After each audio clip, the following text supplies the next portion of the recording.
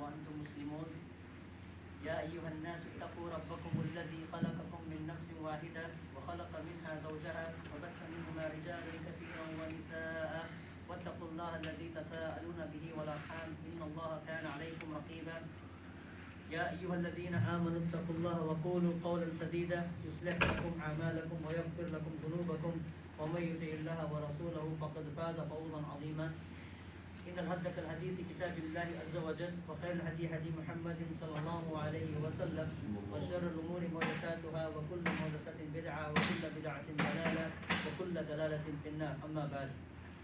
We begin in the blessed name of Allah subhanahu wa ta'ala. We seek His help and His forgiveness. We send peace, blessings and salutations upon Muhammad sallallahu alayhi wa sallam, his family, his companions, his progeny, and we beseech Allah subhanahu wa ta'ala's blessings and mercy and forgiveness upon all of mankind. The best speech is the speech of Allah subhanahu wa ta'ala, His kitab, the noble Quran. The best guidance is the guidance of Muhammad sallallahu alayhi wa sallam, his authentic sunnah. The worst affairs in the religion are the newly invented matters, and every newly invented matter is a religious innovation, and every innovation is a misguidance, and every misguidance takes it to the hellfire. Assalamu alaikum wa rahmatullahi wa barakatuh. Alhamdulillah, we are in the blessed month of Ramadan. We ask Allah subhanahu wa ta'ala to accept all of the good deeds that He has enabled us to do in this blessed month, and we ask Allah subhanahu wa ta'ala to strengthen us, to empower us as we approach the last 10 nights. We ask Allah subhanahu wa ta'ala to bless us and help us seek the night of Qadr, the night of decree. This is a topic that I do very sincerely with best interest in every Ramadan. If you heard this from me last year, inshallah, if I live the next year, you will hear it from me again. This is the topic of Zakat. The calculation of Zakat most is, in the Muslim community is done in this blessed month. Although it is not a necessity or a compulsion or a condition that the Zakat has to be calculated and given in the month of Ramadan. The reason why most of us choose to do so is because of the reward and the virtue of this blessed month. So inshallah ta'ala, we know that Zakat is one of the fundamental pillars of Islam. Every single time Allah subhanahu wa ta'ala talks about Salah in more than 30 plus ayahs in the Quran, Allah subhanahu wa ta'ala also stresses the importance of giving Zakat and purifying the wealth. Allah subhanahu wa ta'ala mentions that, let them give the Zakat so that they can purify their wealth. قَدْ أَفْلَحَ مَنْ زَكَّاهَا. Let them purify. How do you purify your wealth? By giving your Zakat. So there is an obligation on all of us to understand the rulings behind how Zakat is calculated. There are different categories for which Zakat is applicable. So inshallah, for the purpose of this talk today, I will be talking Zakat al-Mal, inshallah, and briefly discuss Zakat al-Fitr. And there are a few prerequisites when it comes to calculating or giving Zakat. To start with is something called as having the nisab. Nisab is the minimum threshold value which if one possesses after the completion of one lunar year, this person is now obliged to give Zakat on the savings, the saved wealth that he has accumulated. Now Allah subhanahu wa ta'ala does not overburden us on the wealth that we have earned. The Zakat is not on the salary that you get or the income that you get. It's rather on the saved money that you have with yourself, saved asset that you have with yourself after the passing of one lunar year. So underline lunar year here. It's very important, right? We don't follow the Gregorian calendar, rather we follow the Islamic lunar calendar. What do I mean by that? So let's say, personally for me, the 10th of Ramadan is the date when I sit down with a pen, and I actually go through all my assets and then calculate Zakat on the 10th of Ramadan, right? That's for me. So I do this religiously every single Ramadan on the 10th of Ramadan on the same day. Not a day before, not a day after that. That's what the passing of one lunar year means. Okay? On that specific day. What do I have on that particular day when I sit and calculate? So it could be different for other people. One of my friends does it on the 30th of Shaban, on the 29th of Shaban, on the last day of Shaban. Right? That's his day. And he sits on that day and he calculates his assets and his wealth on that particular day. So that's the nisab. The second prerequisite or condition is you should be the established owner of the property. It's your property that you can give Zakat on, not on someone else's property. What do I mean by that? Jewelry, for example, right? So women have jewelry, for people who are from the subcontinent, I don't know how the Arabs work. When you get married, the mother's family, the girl's family, the bride's family, they give a lot of jewelry, etc., in form of gold, silver, etc., right? So that belongs to her, right? You are not obliged to give Zakat on her asset. You understand that? She is obliged to give zakat on her wealth unless she gives you permission to do so. Okay? Let's say you get a gift on your wedding day. Someone comes in and gives you, 100 grams worth of gold, or let's say, more than that. Okay? You get a bullion, for example, and he says this is half and half for you and half for you. So you are now obliged to give zakat on half of that bullion, half of that, the commodity itself, not the other half. The other half belongs to your spouse. The third condition is, as I mentioned before, is the lasting of a full lunar year. A lasting of a full lunar year. So that's the three conditions with respect to zakat al-mal. Now, the how much of zakat has to be given? Right? So it's 2.5%. How do we get that? We get that from the hadith of the Prophet sallallahu alaihi wasallam. Now, what are the types of zakat which are applicable on different categories? The first one that existed in the time of the Prophet sallallahu alaihi wasallam is in terms of dinar and dirham, in terms of gold and silver. Okay, and in extension in our modern times, currency. That will also include cryptocurrency. So if you're trading in Bitcoin and other cryptocurrencies, those will also fall under the same category. The second one is business commodities. This is your trade goods, your inventory, your stocks, etc. So that will be the second category. The third one is livestock. In terms of cattle, sheep, etc., etc. So that's a bigger topic. I'm not going to talk about it today. Inshallah, if anybody is a farmer here, then inshallah, talk to us separately. Sheikh Ismail is here, by the way. I was so happy to see him. May Allah bless him. He's one of my favorites. Number 4 is agricultural produce. So if you have farmlands, the land itself is not, comes under zakat, but the produce that comes from the land, it comes under zakat. So that has a separate ruling by itself, not to be discussed in today's khutbah. Let me go on directly to the topic, which is the gold and silver itself. Now, the nisab of gold is equivalent to 85 grams. 85 grams of gold. What do I mean by that? If someone has jewelry, bullion, biscuits, whatever form of gold which you sell, which is more than 85 grams in its weightage, then you are obliged to give zakat on whatever you possess. Make sense? Clear?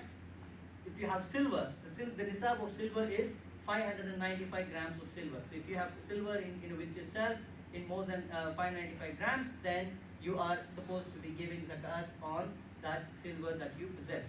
Now, in the modern times, we don't trade in gold and silver. We don't, right? We trade in paper currency, right? Now, paper currency, again, the fuqaha have discussed this, and there is unanimous consensus among the fuqaha, among all school of thoughts. Nobody disputes on this matter. They all say when you possess money, currency in our times, the nisab for this will need to be calculated with respect to silver. With respect to silver and not that of gold. Why? If you think about it, 85 grams of gold is very expensive in terms of its money. I think it's about $5,000 plus in our times today. When you compare it with 595 grams of silver, which is only $624. Okay? So in order to encourage the ummah to give more to the poor and the needy, the consensus among the fuqaha is that if you have currency, if you have wealth with you, money with yourself, then if it's over $624 in your account, in very simple terms, a full lunar year has passed, I currently have $624 worth of money sitting on my account, then I would be giving zakat on that $624. Make sense? Because it is equivalent to 595 grams of gold. For the rest of your asset, which is in currency, you will look at the nisab of silver, as I mentioned now. Now, jewelry which is prepared to be worn, okay, so this is jewelry, if men are wearing silver, if you're wearing silver rings, chains, etc. for men, of course, gold is haram for men. For women, all form of jewelry, earrings, bangles, whatever, the women folk wear, in terms of gold, etc. There is a dispute among the fuqaha in terms of whether there is, zakat on jewelry that is worn or not. The Malikis, the Shafi'i, and the Hanbali scholars said, whatever you wear comes under what you use, so it's not, comes under the zakat. But the Hanafi scholars disagreed, and they said, gold is gold, silver is silver, irrespective of the fact whether it's worn or not. The correct opinion remains on this topic to be that of the Hanafi school of thought. The evidence of this comes from twofold. Number one, when Allah subhanahu wa ta'ala applies the ruling of zakat, He did not specify or give exemption or across what is worn. Right? He just said if you have gold and silver, the Prophet ﷺ said, if you have gold and silver, if you possess that, then you need to give zakat on it. He didn't say except this, that what is born. He never said that. That's number one. Number two is based on an authentic hadith narrated by Abu Dawood, in his collection, where Aisha radiallahu anha warda, she says that I prepared myself for the Prophet sallallahu alaihi wasallam, and I was wearing two silver rings of silver on my hand. She had two rings of silver on her hand, and I was waiting for the Prophet sallallahu alaihi wasallam to enter upon me so that I could present myself to him. He sallallahu alaihi wasallam, when he entered, he noticed Aisha radiallahu anha, and he asked sallallahu alaihi wasallam, what is this, ya Aisha? What is this that you have? And she said, Ya Rasulullah, I have adorned myself for you. And she presented herself to the Prophet sallallahu alaihi wasallam. And the Prophet sallallahu alaihi wasallam instantly asked her, have you given zakat on them? Have you given zakat on these two rings of silver that you possess? She said no. And the Prophet sallallahu alaihi wasallam responded back by saying, the punishment for them in the hellfire is sufficient for you. This is in Abu Dawood, class of Sahih Shaykh al-Albani rahimahullah ta'ala. Now that's the proof that the Hanafis take. So what I'm concluding is, in conclusion, gold is gold. If you have gold in any shape or form, whether you're using it, whether you stored it, whether you kept it for a rainy day, you would need to give zakat on it. So gold and silver for the same category. Now anything else besides this, again, this is where the relaxation in the religion comes in. Allah subhanahu wa ta'ala does not overburden us. Besides this, any form of precious metal that you possess, so that's diamond, platinum, emerald, rubies, etc., whatever, does not come into the category of the calculation of your zakat. So a good example of this is, let's say your wife, mashallah, has a big diamond, set with her, like, whatever, necklace or whatever, right? The stone on them does not come under the calculation of zakat, but the metal casing that it's sitting on comes under the calculation. Make sense? So if you don't know what the weight is, you would probably go to a jeweler's shop, weigh it out, and then know the weight of the gold, in comparison to the stones, and then inshallah ta'ala you will calculate the weight of the gold in the calculation of your zakat. And you can choose any day. There is no hard and fast rule on a specific date. Whatever works for you, you can choose that date. If you make the intention of following a date this particular year, that remains the date until you leave this earth. That will be the date until you are able to give zakat on your wealth. So that continues to be the same date except going forward. So that's for money which is movable, right? So which is movable assets. The second category is the non-movable assets, the non-liquid assets. The Sharia is so lenient that it does not again overburden us on anything that you possess and anything that you use. What do I mean by that? Somebody has a Bentley, somebody has 5 Teslas parked in their garage. All of those are something that you use, your family uses. There is no zakat on them. Even though the Bentley might cost you millions of dollars, there's no zakat on them because you actually use it. Same thing goes for the house that you live in. Same thing goes for the lands that you possess, that you use for yourself. There is no zakat on them.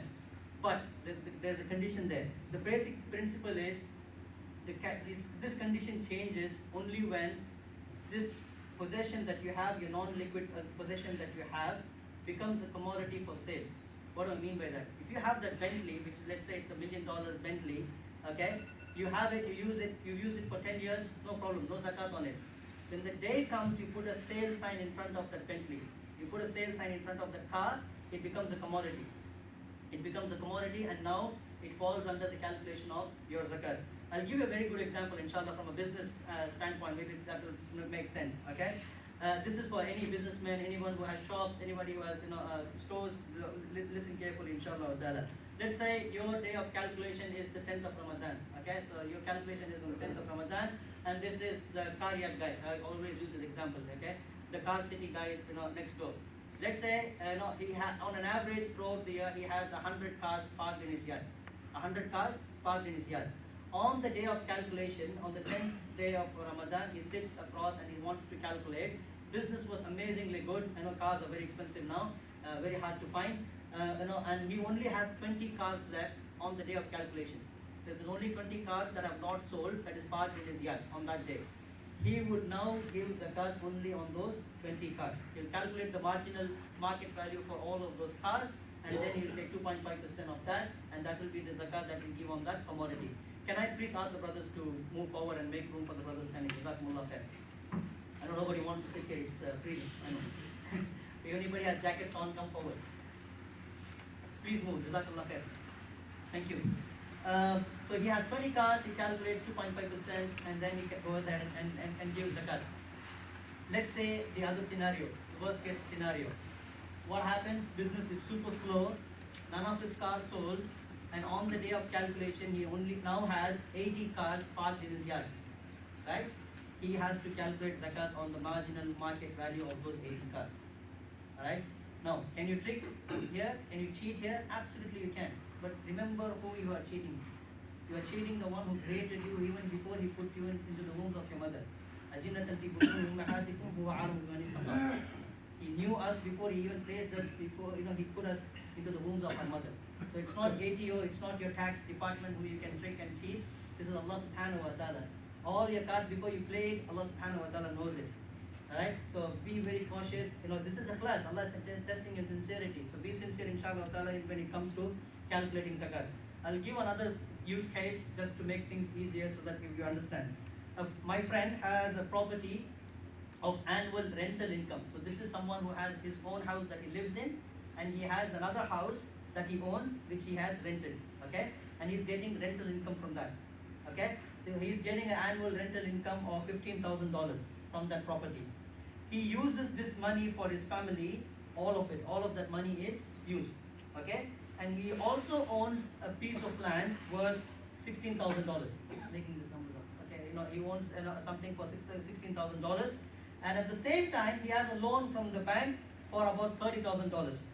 Okay, and he is employed, with a 6-digit salary, but his savings are zero. Quite possible living in Sydney, I guess. Okay, his savings are zero. Now he intends to pay off his loan as soon as his financial status improves. But the question now is how much he should pay the zakat. Let's break it down inshallah. With regards to property that is rented out, let's say the value of that property is $1 million. You don't give zakat on the $1 million, but the rental income that comes to you, if it is above the value of nisab. In this case, he says $15,000, so it is. He would now give 2.5% of that $15,000. But wait, he also said, I have used all of it. Right? I have used all of it. None of that money remains with me. Okay? So he got it up front and he has no money left with him at that point in time. In that case, because he's consumed all of it, there's no money left, there's no zakat on it. Okay? That's the minor understanding there. Then, again, he would, if he has that money coming in, that money is sitting with him, the rental money comes on a monthly basis. In that case, he would calculate whatever he has on that day of calculation, and he will put that into the calculation. So $15,000 times 2.5%, $375 is what he would calculate in his zakat. Now, secondly, if he intends to sell that house, that rental house, which I said is $1 million worth, if he intends to sell it, the moment he puts the sale sign in front of the property, he will continue to calculate the zakat until the property is sold. What do I mean by that? Let's say he puts it on the 10th of Ramadan this year, okay? And it takes 1 full year for that property to be sold. So he will calculate the 2.5% this year, and he will also calculate the 2.5% the following year until the property is sold. Make sense? The market is slow. It took him 2 years. That's the condition. He will calculate the following year as well. But if it takes 2 months, he sold in 2 months. Only that year he would be calculating, right? Okay. Then. He has a debt. He has a debt that he owes. He's taken loan from the bank for $30,000. Okay, that's money that he owes to the bank. Can he exempt him from that? The unanimous consensus here on this matter is no. Owing a debt does not exempt a person from calculating the zakat or giving the zakat. If whatever he possesses at the end of the lunar year, if he has that money which is over the value of nisab, he has to give zakat on that money that he has. Okay? So that's the condition. The brother, I have multiple loans from multiple banks. Well, that's your problem. Alright? If you have savings at the end of the year, you go ahead, inshallah ta'ala, and calculate the zakat and give it, and may Allah accept it from you. Now, money that is owed to you. So you have given amana of money or loan to someone, right? Somebody, your brother, your sister owes you $10,000. okay, or someone in the community owes you $10,000, okay. Now, why I use those two use case? Listen carefully. With my brother and sister, I know that they are well off, they have good status, and inshallah ta'ala they would surely, but but certainly will return that money back to me, right? It's just a matter of when. So if I know that they would give me the money the following year, I'll calculate it in my zakat this year. Okay? I'll calculate that money because that is owed to me. That's money coming back to my account, inshallah. Okay? Now, the other category is money I have given to a community member because he was struggling. But with this brother, I know he's struggling to meet his end. For him to return that money, I'm not certain. Right? So in this case, I don't know when the money is going to come to me. So in this scenario, I will not calculate it here. But when that money comes to me, if it comes to me, on that day I'll calculate 2.5%. Make sense? Right. The third point, inshallah, before I sit down, is again, I've been asked to please get the brothers to move forward, inshallah. There's plenty room inside. There's 2 saf or 3 saf of space inside. If you're struggling to find a space outside and sitting on the floor, I request you to come inside. There's so much space inside. That's the courtyard. This is the masjid. Sit in the masjid, inshallah. I know the courtyard is always airy. That's why. The stocks and mutual funds, the reward is more, inshallah, inside. Stocks and mutual funds, big debate about this, with the fuqaha, a lot of discussion, a lot of points thrown across on this matter. Inshallah ta'ala, what I'm going to tell you is what is the majority opinion.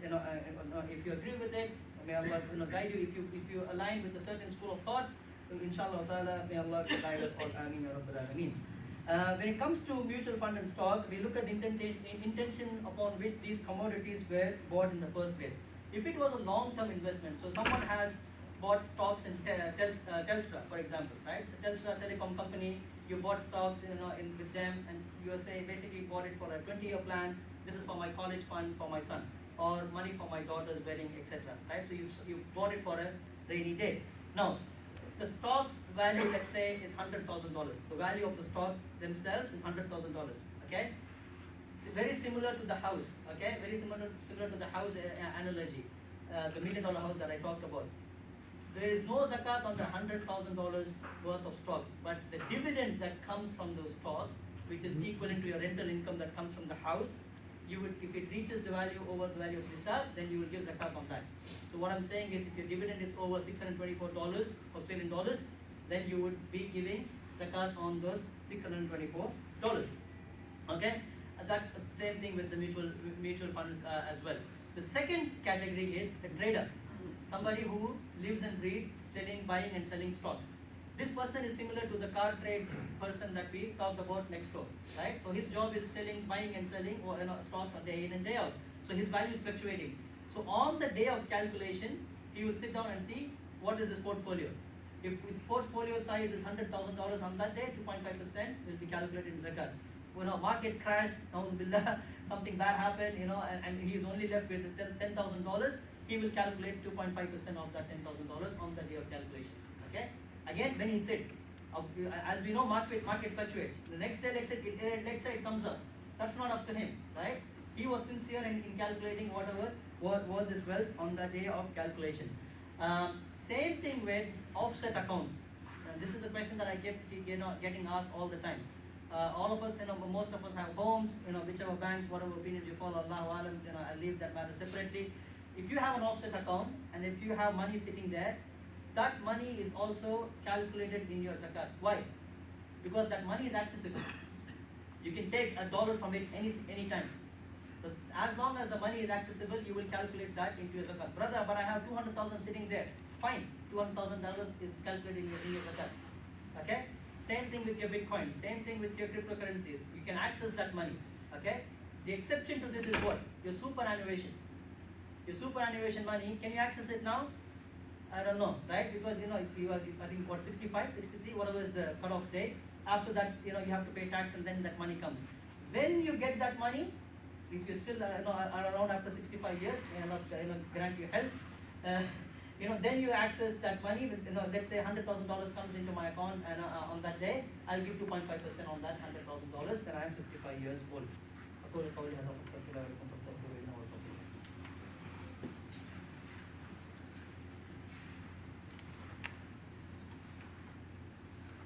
Alhamdulillah wassalatu wassalamu ala rasulillah sayyidina Muhammad wa ala alihi wa sahbihi wa sallam tasliman kaseera.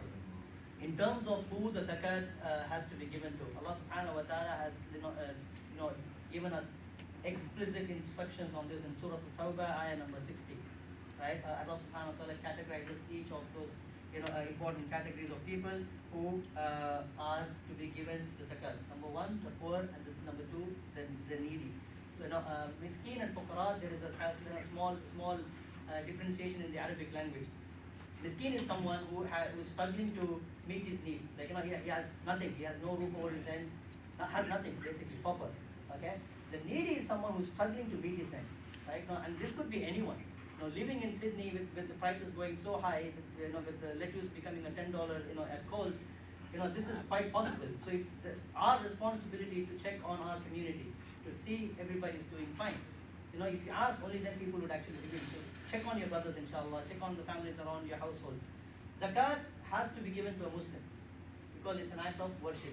Zakat does not go to a non-Muslim. Sadaqah is open for everyone. It can go to anyone.